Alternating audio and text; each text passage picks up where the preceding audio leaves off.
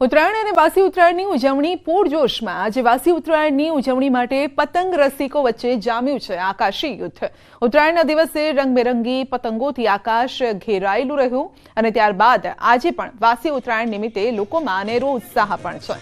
ઉત્તરાયણની સાંજ અને આતિશબાજી સાથે શાનદાર બનાવ્યા બાદ આજે ફરી પતંગ રસિકો પતંગ ઉડાવવા સજ્જ થઈ ગયા છે। બીજી તરફ ઉત્તરાયણના દિવસે દાનનો મહિમા પણ હોય છે। લોકોએ આજે પણ પુષ્કળ માત્રામાં દાન કરી પુણ્યનું ભાથું ભેગું કર્યું છે।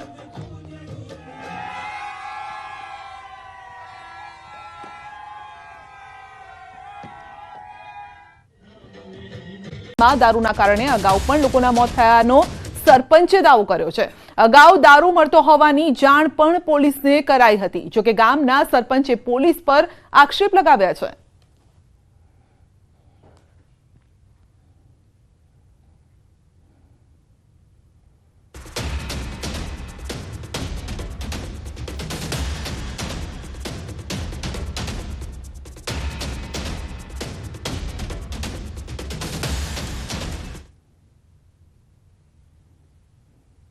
સિરપ કાંડ બાદ હવે જાણે કે દેશી દારૂ પીધા બાદ ગાંધીનગર જિલ્લાના બે ગામની અંદર બે વ્યક્તિઓના મૃત્યુ નિપજ્યા છે। લિહોડા ગામ અને જે પનાના મુવાડા ગામ છે કે જ્યાં આ બે વ્યક્તિઓના મૃત્યુ નિપજ્યા છે। આપણી સાથે પનાના મુવાડાના સરપંચ છે, આપણે તેમની સાથે વાત કરીશું।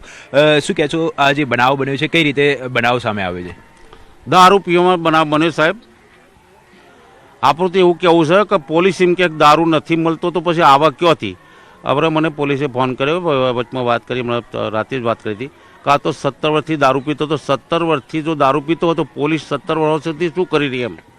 મારા ગામમાં હું 20 વર્ષથી સરપંચ છું। લગભગ 17 થી 18 વિધવાઓ બિયાલ જોન જોત જે દારૂ પીને મૃત્યુ થયેલો છે।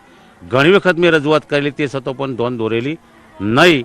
અને હપ્તામાં લેવા આવે તારા ગામના જોપો બહાર ઊભું રહેવાનું, તોથી ફોન કરીને ડવાને બોલાવવાના અને તો અહીં હપ્તાલીમ બરાબર નીકળી જવું। એ સ્થાનિક બેટ જમાદારનો દોષ છે, પીએસઆઈનું નહીં ભાઈ।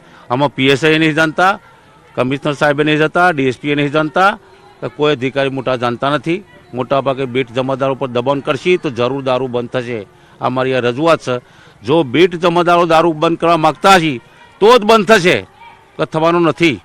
કયું પોલીસ સ્ટેશન આ જે વિસ્તાર છે પનાના મુવાડામાં કયું પોલીસ સ્ટેશન લાગે છે અને આપણે કેટલી વખત રજૂઆત કરેલી છે તેઓને? રખિયાલ પોલીસ સ્ટેશન લાગે સાહેબ, રખિયાલ પોલીસ સ્ટેશન લાગે। વચમાં એક બળાત્કારનો કેસ થયો હતો, એ વખતમાં મેં આજથી 5 વર્ષ પહેલાં પોલીસ સ્ટેશનમાં રજૂઆત કરી હતી। એ ભાઈને 20 વર્ષની સજાએ પડી, કારણ કે તાને દારૂ હાલતમાં બળાત્કારનો કેસ થયો હતો। અત્યારે હાલ જે આ છોકરો જે મૃત્યુ પામ્યો એની નાની નાની ભૂલકાઓ, 2 બાળકો છે, એમના પાસે કોઈ છે નહીં। એમના એક ભાઈ જ છે, એમના ભાઈએ પણ પોતાની મજૂરી કરીને વેલ્ડિંગનું કામ કરી બજારની અંદર કામ કરીને ગુજરાન ચલાવી રહ્યા છે। અને હાલ ઘડી જો પોલીસ ધોન દોરે તો હજુ તો મારું એવું કહેવું છે કે ખરેખર દારૂ બંધ કરવાની ખાસ જરૂર છે। આખા ગુજરાતની અંદર પોલીસ એમ કહી ભાઈ દારૂ નથી મળતો તો ભાઈ આવક ક્યાંથી? આવક ક્યાંથી? મારું આ કહેવું છે। કાનાજી ઉમેશજી એમનું નામ છે, કાનાજી ઉમેશજી ઝાલા। એમના પરિવારમાં 2 દીકરીઓ, એક દીકરો છે, એમની બા છે, એમની ઉંમર 80 થી 90 વર્ષની ઉંમર છે, એક ભાઈ છે। ખાસ કરીને હવે આપની શું માંગ છે? કારણ કે એક લિહોડા ગામ અને ત્યાંથી બિલકુલ નજીવા અંતરે આપના ગામની અંદર એક બનાવ અને હજી પણ કેટલાક લોકો સારવાર હેઠળ છે। લીવડાની વાત સાંભળી હતી કે આ ભાઈ હજુ એક સારવાર હેઠળ પડે, બે તો ઓફ થઈ ગયા। અને મારું એમ કહેવું છે કે હજુ આ કેમિકલવાળો દારૂ વેચાય વાત તો 100% એ ધોન દોરવાની જરૂર છે સાહેબ। કઈ જગ્યાએ કઈ પોલીસ જોને છે, બીજું કોઈ જાણતું જ નહીં। આમાં વચમાં ગાંધીનગરવાળી પોલીસે રેડ પાડી ત્યાંથી 5 વર્ષ પહેલાં, ત્યારે પણ એમને લઈ ગયા હતા, પાછો ચાલુ 2 મહિના બંધ કર્યો, પછી ચાલુ થઈ ગયો। અત્યારે મોટો ધંધો તો જ ચાલે છે।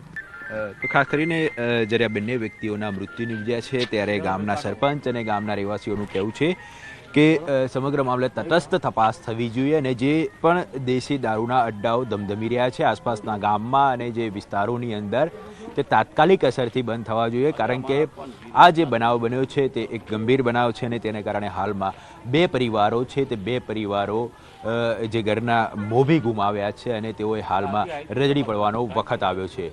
કેમેરામેન પંકજ મકવાણા સાથે ઋત્વિજ સોની, ન્યૂઝ 18 ગુજરાતી, ગાંધીનગર।